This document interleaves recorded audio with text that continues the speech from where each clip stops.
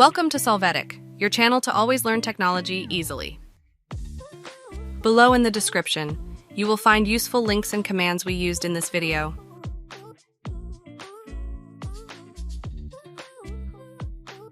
Today in Solvetic, we will see how to fix Windows security protection history not showing. We are going to open the command prompt console as administrators. Click Yes to access. In the console, run the command you see on the screen. You can find these in the description of the video. Press Enter. Then run the following command, and when you press Enter, you must enter the letter Y to confirm.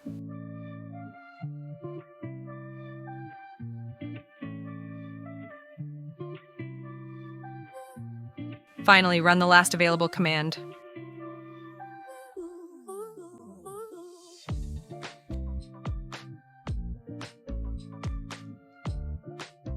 After this, restart the system to complete the process.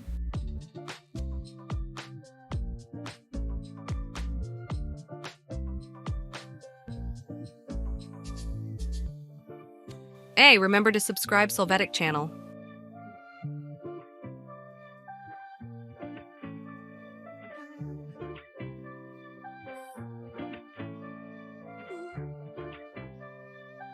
We hope it has been helpful for you.